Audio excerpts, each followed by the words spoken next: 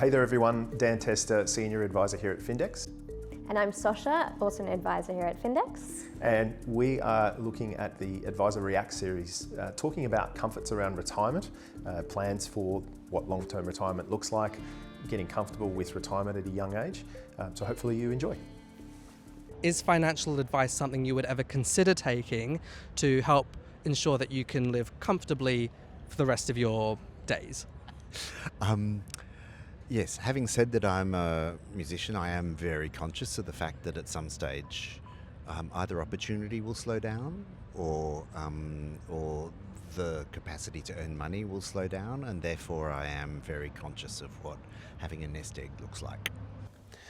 And a nest egg is, I guess, one element to everyone's financial future. There's this term nest egg. I think this is a great example of someone who's displaying that may feel a little bit insecure or unsecure around their future. And financially what that means for them, not having sort of a certainty around, okay, well, what is that nest egg? What do I need based on his current life? I think he said he was a musician. So like, what does that actually mean for him? Yeah. You know, he could probably earn and work and jam and play some music from time to time to fill the tin. But if he thinks that work's going to end at a future point in time, I think it's worth him certainly seeking financial advice sooner rather than later. Yeah, I agree so much. And it's just important to start having these conversations. They are sometimes uncomfortable conversations to have, but you know, we won't start until we start digging deeper into this. So it's very important to have these conversations. I'm 10 years older than my partner. We have 2 kids who are quite young. So there's something definitely in having she's also financially independent, so but not abandoning them before time.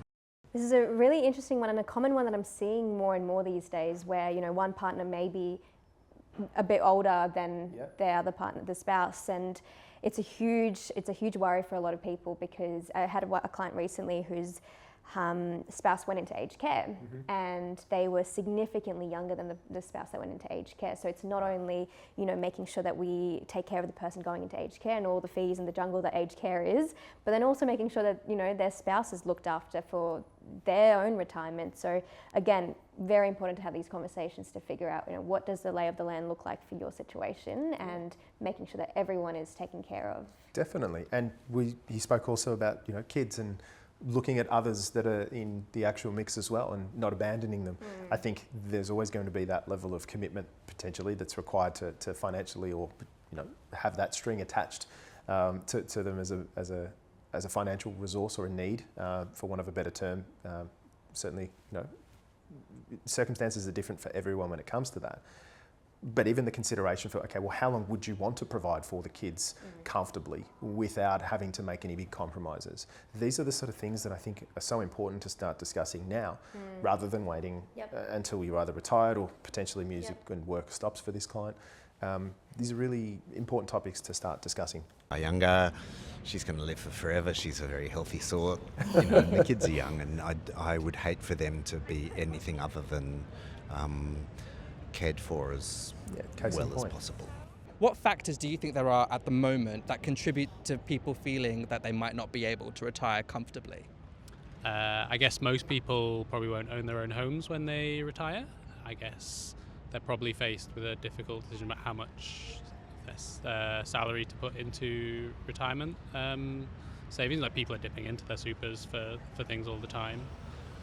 They probably come to a point where they just realise I don't have the income each year without still working a job.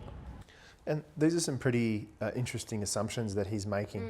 I think there are times where superannuation has been able to be accessed very limited amounts of time. I think there's some great incentives, you know, for first home buyers in the first home super saver scheme. There was obviously the COVID scenarios where people could dip into superannuation. That was probably a once-off and will never happen again, unless there was another crisis like that. The other side of it is too, he's talking about the fact that people are probably never going to own their own homes. We're entering probably the largest transfer ever in terms of generational wealth, where there's trillions of dollars just in Australia alone are going to be transferred. And you know, we love the property market here in Australia across a lot of families. I'm sure there's lots of properties that are going to change hands as a result of that level of wealth. So I don't know if it's a specific group that he's potentially in, or I don't know. What are your thoughts, Josh? I think it comes down to just the noise that there is about retirement, you know, like I have clients that don't own their own homes and they actually live a very comfortable retirement, and I have clients that have dipped into their super but they're still living a comfortable retirement, you know. There's all these noise around of what you should be having or what you should have done, but ultimately, you know, I feel like let's just get advice in the first place to figure out, all right, what is what you need and not what the person next door needs, you know. So I think it's very important to be aware of these factors, but also let's not get too bogged down in it and figure out, okay, you know, what's the goal for me as an individual and work towards that. Yeah, it's kind of like, you know, the mental health assessment. You know, you look in the rearview mirror, you start getting depressed about what could have happened and what opportunities you may have missed. And we look too far ahead, and then anxiety starts playing and taking over. I think it's really about looking at the now and what it is that you have to work with. Yes, looking into the future is really important, but that could change at any given point in time. And I think it's about understanding more about that rather than just guessing about what could happen. Again, the noise that exists in so many different circumstances. What's right for one person is very different to another. Still a great opinion. I'm not sure if it's entirely correct though. What strategies are you putting in place now in order to help you later down the line in terms of like finance and security for your family and yourself? Excellent question. Not spending more than I'm able to consistently try and care for health whenever possible, to live every moment as it arrives, rather Sounds than like a real muso. saying that's something I'm going to do Living in the moment.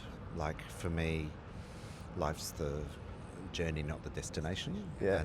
And so to be consistently present wherever possible.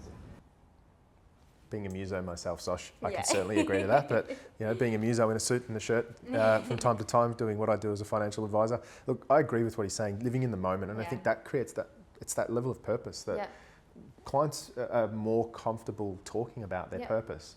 The money and the financial numbers that exist, they're going to be there, whether they're positive, negative, or somewhere in between. But I think it's living that life with intention and purpose. You know, the long holiday of retirement. What do the values mean? Are we stuck in this retirement sandwich and having to care for those above us and those below us, or you know, are we able to fit that oxygen mask to ourselves? And you know, make every moment count, but making sure that we're also happy and secure in the now, not worrying too much about what's happened in the past and controlling what could happen in the future. I think it's a really important time, if you're out there worrying about these things, to reach out, start having the conversation. Getting some good quality financial advice sooner rather than later can be all the difference. Well, if you liked what you saw today, please like, subscribe, and don't forget to check out the Retirement Sandwich report.